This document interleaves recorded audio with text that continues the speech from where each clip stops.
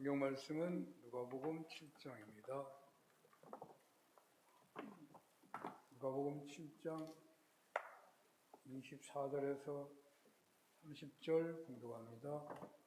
요한이 보낸 자가 떠난 후에 예수께서 무리에게 요한에 대하여 말씀하시되 너희가 무엇을 보려고 광야에 나갔더냐? 바람에 흔들리는 갈대냐? 그러면 너희가 무엇을 보려고 나갔더냐? 부드러운 옷 입은 사람이냐? 보라, 화려한 옷을 입고 사치하게 지내는 자는 왕궁에 있느니라. 그러면 너희가 무엇을 보려고 나갔더냐? 선지자냐? 옳다. 내가 너희에게 이르노니 선지자보다 훌륭한 자니라. 기록된 바 보라, 내가 내 사자를 네 앞에 보내노니 그가 내 앞에서 내 길을 준비하리라 한 것이 이 사람에 대한 말씀이라.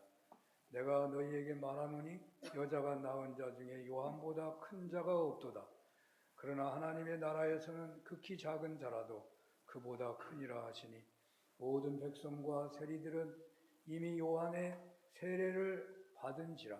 이 말씀을 듣고 하나님을 의롭다 하되 바리새인과 율법 교사들은 그의 세례를 받지 아니하므로 그들 자신을 위한 하나님의 뜻을 저버리니라. 아멘.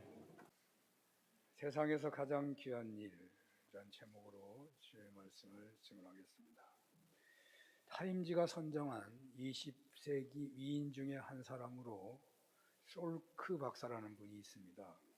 타임지는 이분에 대해서 이렇게 설명을 달았습니다. 우리는 솔크 박사에게 빚진 것이 많다. 솔크 박사는 소아마비 백신을 개발한 인물입니다. 그가 그 백신을 개발할 때는 소아마비가 세계 곳곳에 창궐한 가장 무서운 질병 중에 하나였습니다. 미국에서만 한 해 동안 5만 8천여 명의 환자가 발생하고 3천 명 이상 목숨을 잃었다고 합니다. 솔크 박사는 이 백신 개발을 위하여 200번 이상 실험을 했는데 그때까지도 개발에 실패했었는데 포기하지 아니하고 계속 개발에 몸을 바쳐서 마침내 갭신백안에 1952년도에 원숭이 신장세포에서 사균 백신을 만들었고 55년도에 소아마비 백신의 개발에 완전 성공합니다. 그는 그 개발한 백신의 첫 실험 대상으로 자신의 가족을 선택합니다. 접종 결과 그 백신의 효과가 있다고 입증되었고 그리하여 소아마비 위험에 있는 어린이들을 구출하게 된 것이죠. 백신 성공은 그에게 엄청난 부를 가져올 것이 확실했습니다. 그러나 그는 그 백신 제조법을 특허로 등록하지 않고 세계에 무료로 공개합니다. 주변 사람들이 놀라고 어리석다고 나무라고 그대의 공고하는 그 모든 말에 그는 한마디로 이렇게 말을 했다고 합니다. 저 태양을 특허로 신청할 수 없듯이 나는 백신을 특허로 등록하지 않을 것이다. 소아마비로 고생하는 수많은 사람들의 고통을 없애려는 솔크 박사의 이웃을 자기 자신같이 사랑하는 마음은 태양처럼 크고 뜨겁다라고 하겠습니다. 저는 어렸을 때 한 반에 한 명 정도 소아마비 환자가 있었던 것을 기억합니다. 저보다 더 연세가 많은 분들은 더 많이 봤을지 모르겠는데요. 그 친구들이 여러 동료들에게 놀림을 받고 쩔뚝거리며 다니는 것을 옆에서 보면서 어떻게 저렇게 아기가 누워있을 때 누가 발을 밟았나 눕혔나 뭐 여러 가지 어렸을 때 생각을 하고 무슨 죄가 많아서 저렇게 됐나 생각도 하고 어떻게 저렇게 살 수 있을까 그런 어린 시절의 생각이 있는데요. 이 행복 아카데미 교재에 나오는 이 솔크 박사의 일화를 읽으면서 그분이야말로 참으로 위대한 인물이고 놀라운 분이구나 하고 감동을 받았던 그런 기억이 있습니다. 그 솔크 박사는 우리나라 사람 어느 한 사람도 모를 텐데 아프리카의 어린아이들 한 사람도 이름을 모를 텐데 그 모든 아이들을, 모든 사람들을 그렇게 귀하게 여기고 그 백신을 무료로 공개했는가? 아무도 알아주지 않을 터인 일인데 어쩌면 그렇게 귀한 일을 했을까? 백동주 목사는 행복한 신앙인은 하나님 사랑과 이웃 사랑이 균형을 이루어야 하고 이 사랑의 급수를 더욱 높일수록 더 행복하게 된다고 말하면서 이 급수를 높고 낮음에 따라 소인과 대인으로 구분된다. 우리 신앙인은 세상에서 주님 앞에서 대인으로 자라가는 것을 목표해야 한다 하는 취지의 주장을 한 바가 있습니다. 대인으로 살아야 한다. 오늘 성경에서 예수님은 매우 놀라운 말씀을 하십니다. 여자가 낳은 자 중에 세례 요한보다 큰 자가 없다. 여자가 낳은 자 중에 세례 요한보다 대인이 없다. 어떻게 해서 세례 요한은 여자가 낳은 자 중에 가장 큰 자가 되었을까요?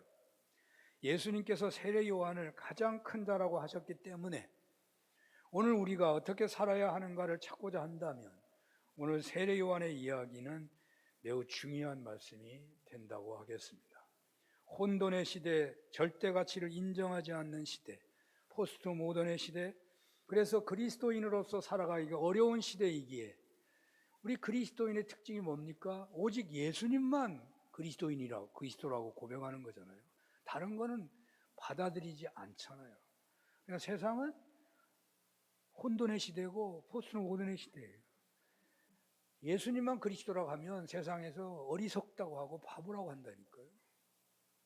그런 시대에 오늘 주님께서 우리에게 주시는 말씀은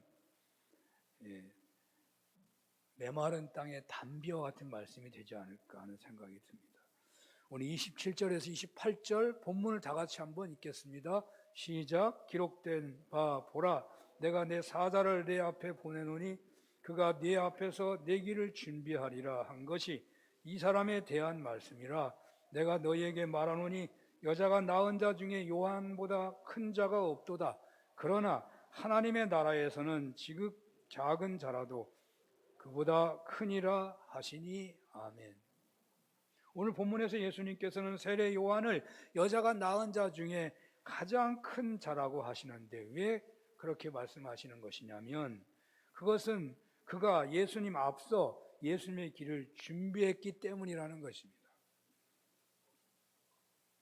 그렇다면 예수님의 일을 준비하였다는 말은 무슨 말일까요?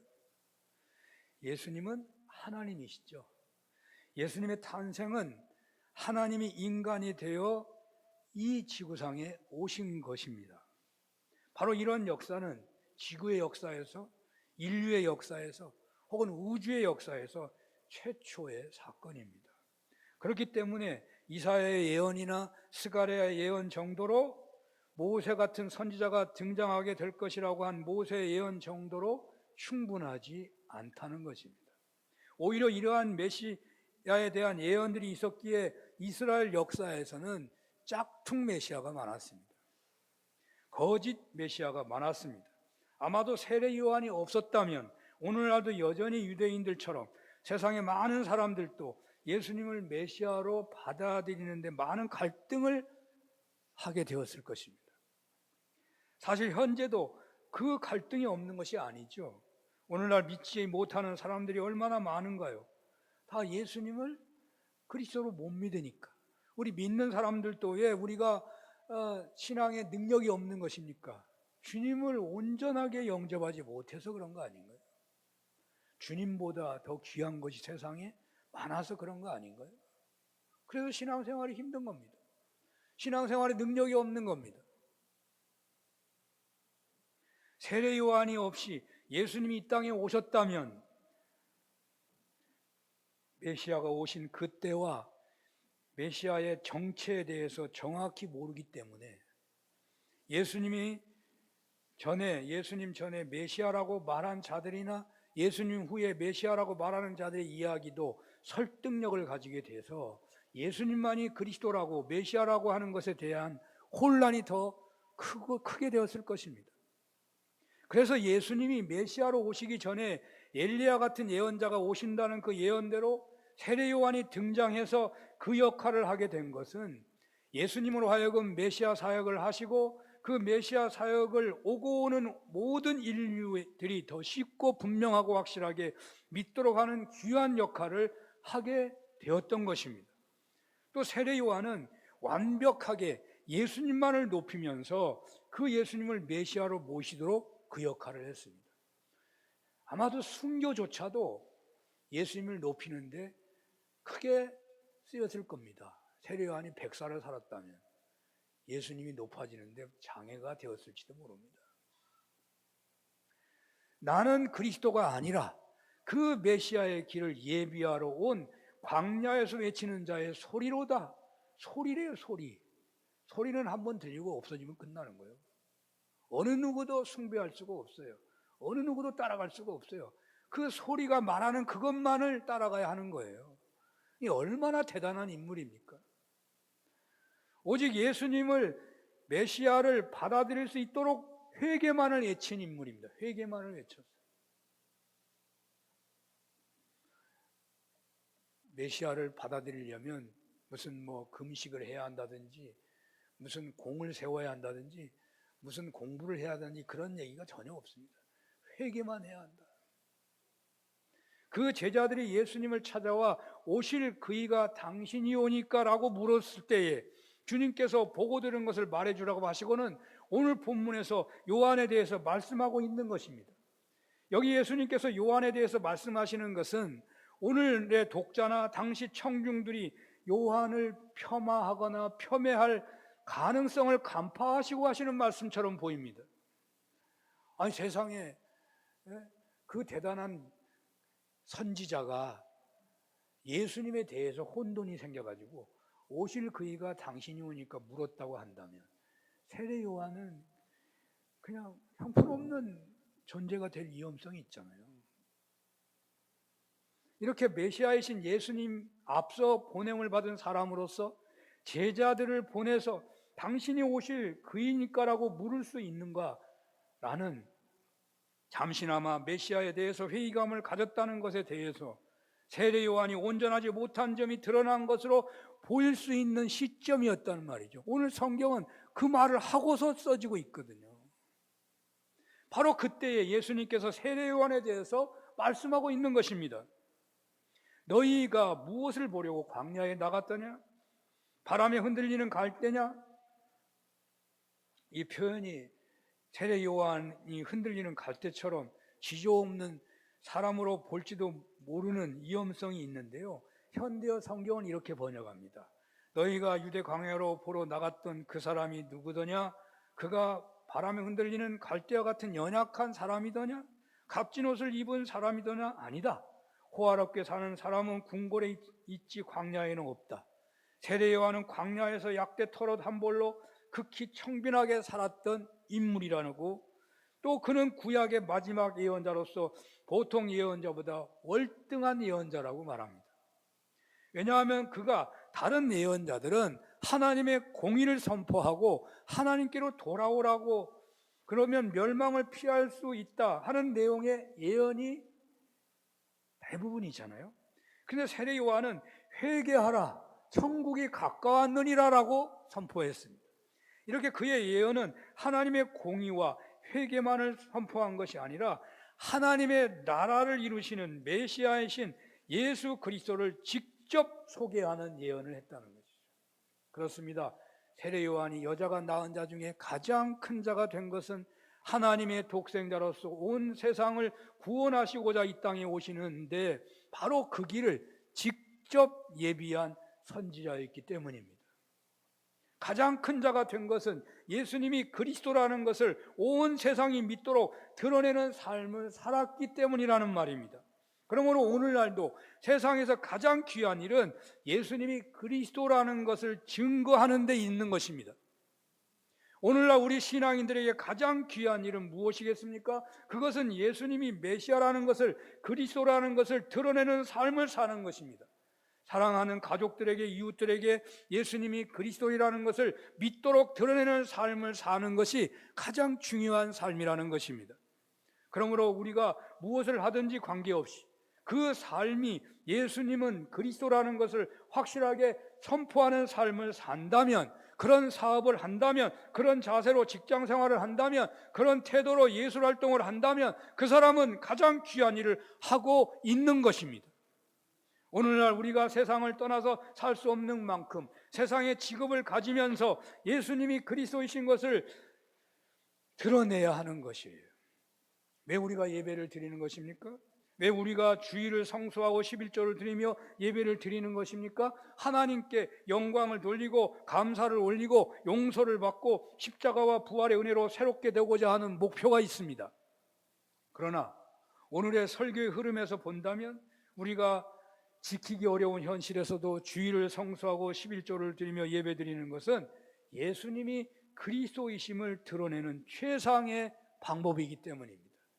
여러분이 세상에서 주일을 지킨다가 아니라 성수한다고 할 때 세상 사람들이 저 사람 미친 사람이라고 할 거 아니겠어요? 왜 미쳤어요? 예수님이 그리스도이기 때문에 이렇게 하는 거예요. 돈보다 중요한 게 어디 있습니까? 근데 물질의 11조를 통해서 나의 주인은 돈이 아니고 하나님이라고 드러내는 거 아니겠어요? 그것이 세상에 예수님이 그리스도라고 드러내는 중요한 방법인 거예요. 예수님이 메시아이시고 길이요 진리요 생명이시고 오직 예수님으로 말미암아 하나님께로 나아갈 수 있기에 예수님의 이름으로 예배를 드리는 것은 바로 예수님이 그리스도이시는 것을 드러내는 결단인 것입니다.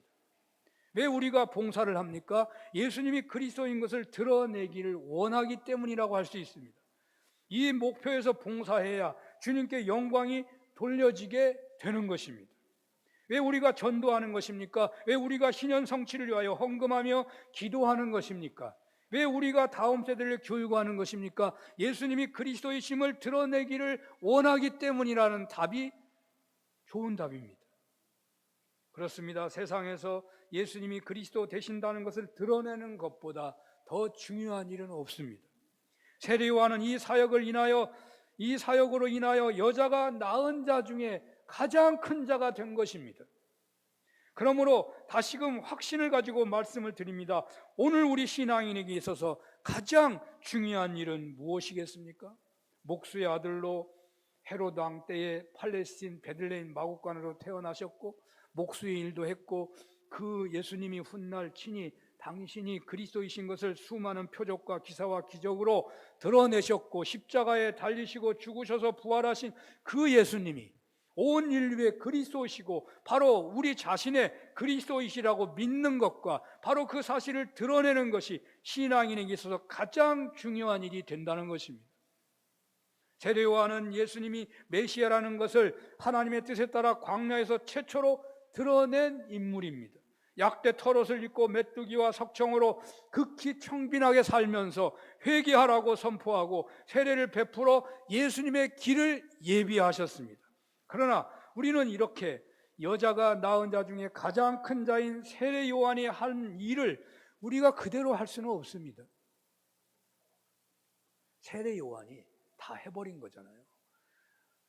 예수님 오시기 전에 세례 요한이 주의 오심을 다 준비를 다 해버린 거잖아요. 우리가 할 수도 없고 해야 할 이유도 사실은 없는 거예요. 이미 주님은 오셨으니까요. 주님은 그리스도가 되셨으니까요. 세례 요한처럼 주님의 오심을 예비하는 사역은 우리에게 없는 거예요. 그러나 중요한 것은 예수님이 목수의 아들로 오셔서 십자가 지시고 부활하셨고 승천하셨는데 바로 그분이 그리스도이시라는 것을 증언하며 믿도록 하는 사명을 부여받은 것이죠.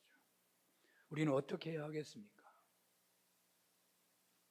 우리는 세례 요한과 달리 예수님을 모시고 따를 수 있는 위치에 있는 것입니다.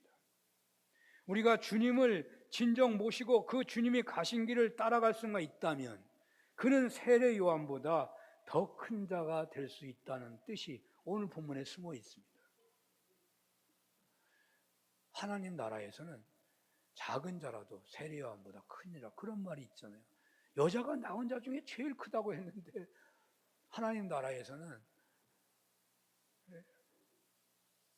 세례 요한보다 작은 자라도, 극히 작은 자라도 그보다 큰이라 그랬잖아요. 하나님 나라를 누린다는 것은 세례 요한보다 더 큰 자가 될 수 있다는 거잖아요.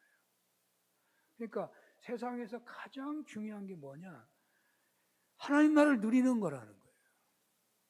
예수님 때문에 하나님 나라가 전해졌는데 예수님을 왕으로 모시고 영접함으로 하나님 나라를 누리는 것이 세례 요한은 맛보지 못한 거잖아요. 경험해보지 못한 거잖아요. 세례 요한 때는 그런 게 없었다니까요. 세례 요한이 죽은 다음에 주님이 십자가 지시고 부활하심으로 그리스도가 되심으로 우리 모든 사람들에게 하나님 나라가 임하는 은혜가 나타나게 된 거라고요. 그래서 세례 요한 이후에 여자가 낳은 중에 가장 큰 자가 된다는 것은 하나님의 나라에서는 극히 작은 자라도 세례 요한보다 크다고 하는 것은 그 사람이 하나님 나라를 누리기 때문에 그러는 거예요. 하나님 나라를 누리면 큰 자가 되는 거예요.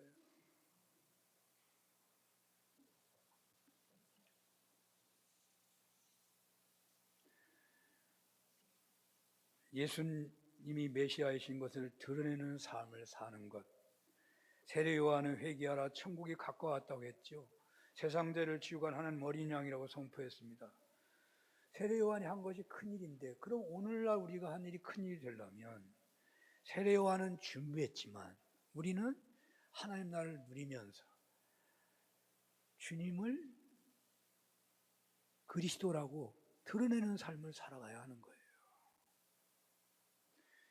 이것이 가장 중요하다고 오늘 성경은 말하고 있는 거예요. 신앙 요리문답에서도 이 사실을 드러내고 있습니다. 종종 하는 말인데요. 사람의 제일 되는 목적은 무엇이냐? 하나님을 바로 알고 삶 전체를 바쳐서 하나님을 영화롭게 하는 것이다. 어떻게 하면 하나님을 바로 알고 영화롭게 하느냐? 예수 그리스도를 믿고 예수님의 복음 안에 사는 것이다. 예수님을 믿는 것은 뭐냐? 예수님을 통하여 나타난 하나님의 사랑을 깨닫고 회개하고 전적으로 그리스도를 의지하고 따르는 것. 이게 예수님을 영접하고 따르는 걸 말하는 거예요. 회개하고 예수님을 믿고 영접하고 따라가는 것을 말하는 거예요. 그러므로 신앙인에게 최고로 중요한 일은 예수님을 마음에 모시고 따르는 거라는 거예요. 최고의 신자는 예수님을 마음에 모시고 따르는 삶을 살아가는 거예요. 우리가 예수님을 모신다는 것은 예수님을 자신의 삶의 전 영역에서 주인이 되도록 하시는 것입니다. 왜 그렇습니까? 예수님은 그리스도이시기 때문입니다. 예수님이 메시아이기에 그 예수님을 모시고 살면 가장 귀한 삶을 살고 있는 것이고 그 삶으로 인하여 예수님이 그리스도 되신 것을 자연스럽게 드러낼 수 있기 때문인 것입니다. 또 예수님을 모시고 살면 사실은 자연스럽게 예수님을 따르게 되기도 하죠. 그런데 예수님을 모신다고 하는 것을 그저 영접하는 수준에만 머무는 그런 경우가 상당한 것 같아요. 오늘날 저나 여러분이나 어쩌면 그런 모습이 아닌지 모르겠습니다. 내가 예수를 믿는다고 분명히 말하잖아요. 예수님은 살아계시잖아요. 그 예수님이 우리와 함께 하신다고 약속하셨잖아요. 그 예수님 함께 하신다고 그러는데 과연 우리는 예수님이 함께 하시는 것을 누리고 살아가느냐? 조금만 어려움이 있어도 두려워하고 근심하고 분노하고 짜증내고 그러지 않아요? 예수님이 나의 주인이라면 내가 그렇게 살 수 없는 거잖아요. 그러니까 우리가 믿는다고 하고 영접했다고 하는데 구체적으로 실제적으로 주님을 영접하고 따르는 것은 못하지 않느냐. 영접까지는 하는데 따르지를 못하는 경우가 많은 거 아니냐. 그런 생각을 해보는 거예요. 자, 어떻게 하면 우리가 주님을 영접한 자로서 주님을 따르며 살아가는 세례 요한보다 더 큰 자가 되는 은혜를 누릴 수 있을까? 여러 가지 그 방법에 대해서 영성 운동하는 사람들 얘기를 많이 합니다. 그 유명한 유기성 목사님은 영성일기라는 것을 말하잖아요. 매 순간마다 주님이 함께한 걸 믿고 그 순간마다 일기를 써가지고 계속 함께하는 것을 체험하며 살라고 그렇게 강조하고 있는 것을 봅니다. 좋은 방법이죠. 저는 오늘 이런 생각을 해봤습니다. 예수님의 공생애, 예수님을 모시고 따르며 살려고 한다면 예수님의 대표적인 공생애의 삶을, 공생애의 사건을 몇 가지 뽑아가지고 기억하고 그 공생애의 사건을 내 삶에 날마다 때마다 적용해 보려고 하는 시도를 하며 살아보라고 말씀하고 싶은 것입니다. 자, 예수님의 대표적인 공생의 사건을 그러면 어떻게 뽑을 것이냐?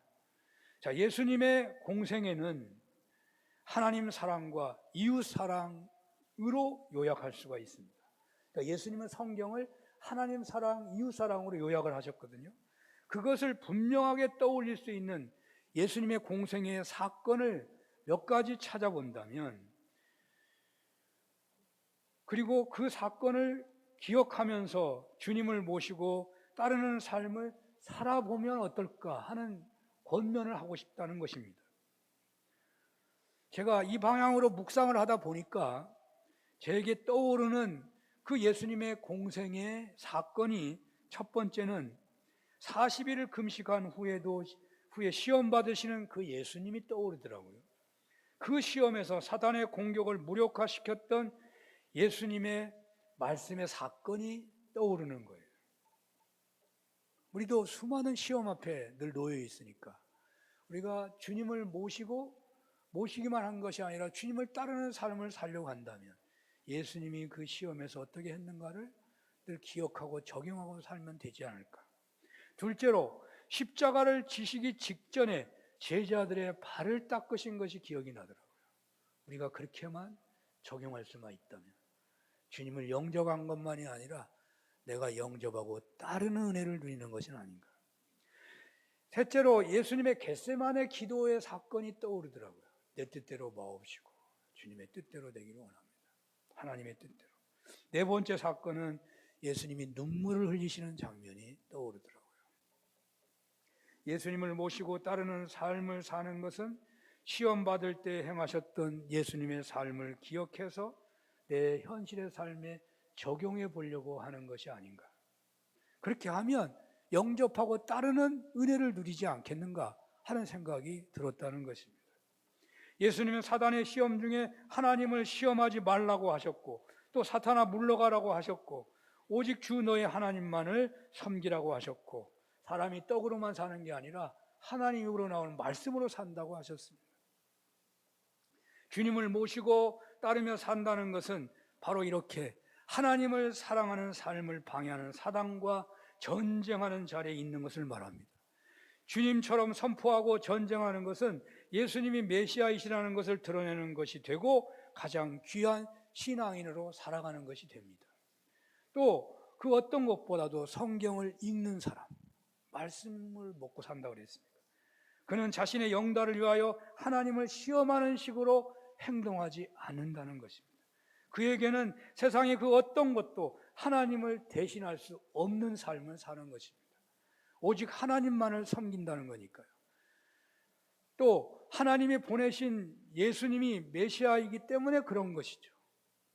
저는 예수님을 모시고 따르는 삶을 살 때에 예수님께서 제자들의 발을 닦는 모습을 기억해야 한다고 생각하는 겁니다. 내가 예수님을 모시고 주님을 따르는 그 복된 신앙이 되기를 원한다면 매 순간 주님께서 제자들의 발을 닦는 그것을 좀 기억하면서 살아가는 것입니다. 예수님의 그 공생의 사건을 다 기억할 수는 없지만 우리가 어떤 일이 벌어질 때 어떻게 해야 될지 모를 때 순간순간, 아니 몇 가지만이라도 기억한다면 주님의 뜻에 순종하며 주님을 모시고 살아가는 은혜가 있지 않겠느냐 해서 제가 제 삶을 적용한 것을 나눠드리는 거예요. 자, 주님께서 발을 닦아주신 그 모습은 예수님의 이웃사랑은 잠시 보여준 사랑이 아니었다는 겁니다. 그 사랑은 끝까지 완성될 때까지 중단하지 않으시는 사랑이었고 종이 되어 섬기는 것이었습니다. 이렇게 주님을 닮고자 노력한다면 그 사람에게서 예수님은 그리스도라는 것이 드러나게 되는 것이고, 이런 태도는 가장 귀한 신앙인의 삶을 살아가는 것입니다. 저는 예수님을 모시고 따를 때에 예수님께서 땀방울이 핏방울이 되처럼 기도하는 것을 또한 기억하려고 합니다. 내 뜻대로 마옵시고 아버지 뜻대로 하옵소서. 갈등의 현장에서 손해를 보느냐 이익을 보느냐의 현장에서 내 뜻을 내려놓고 하나님의 뜻을 따르기로 한다면 그 사람에게서 예수님이 그리스도라는 것이 드러날 수 있다는 것입니다. 마지막으로 예수님을 모시고 따르는 것은 나사로의 죽음 앞에서 눈물을 흘리신 예수님을 기억하는 것이었습니다. 눈물을 흘리신 예수님, 오라버니의 죽음 앞에서 오해하는 마르다와 마리아를 보시고 불쌍히 여기시고 함께 아파하시는 예수님의 눈물은 당신이 그리스도인 것을 그들로 믿기를 원하시는 눈물이었다는 생각입니다. 예수님을 모시고 따르는 삶을 사는 자로서 이런 눈물이 있기만 한다면 분명 그 사람으로 인하여 예수님이 메시아가 되신다는 것이 능력 있게 증거될 것이기에 예수님을 모시고 따르는 삶을 사는 가장 중요한 그런 신앙인으로 살아가게 된다고 믿는 것입니다. 사랑하는 여러분, 세상에서 가장 중요한 일이 무엇일까요? 오늘날 우리나라에서 가장 중요한 일이 무엇일까요? 국민을 통합하는 일, 경제를 살리는 일, 취직을 시켜주는 일, 좋은 대학에 들어가도록 자녀를 양육하는 것일까요? 다 중요한 일입니다. 그런데 가장 중요한 일은 여자가 낳은 자 중에 가장 큰 자가 세례 요한이 된 것은 그가 예수님의 메시아 길을 예비했기 때문입니다. 그러나 여자가 낳은 자에 가장 큰 자인 세례 요한보다 더 큰 자, 하나님 나라를 누리면서 하나님 나라를 맛보면서 예수 그리스도를 증거하는 삶이라는 것입니다. 그러므로 오늘날 예수 그리스도를 영접하고 따르는 삶을 살아가는 거라고 하겠는데 어떻게 해야 하겠습니까? 예수님을 마음에 모시고 따르는 삶, 예수님의 중요한 모습 한 몇 가지 정도를 기억하면서 적용하면서 주님을 따르는 것을 훈련한다면 어떠하겠습니까? 돈이 중요한 시대입니다. 그래서 돈을 품에 품고 살아갑니다. 돈이 품에 없으면 밖에 나가지도 못합니다. 돈이 없으면 꼼짝을 못합니다. 사랑하는 여러분, 예수님을 품에 품고 사시기를 바랍니다. 예수님의 공생의 모습 몇 가지를 꼭 기억하면서 주님을 모시고 따르는 삶을 살아가는 은혜가 있으시기를 축원합니다. 기도하겠습니다. 예수님을 왕으로 모시고 예수님의 하나님 사랑, 이웃 사랑 태도를 기억하여 적용하면서 주님 따르게 하소서. 그리하여 하나님 나라에서 대인으로 살게 하옵소서. 예수님 이름으로 기도합니다. 아멘.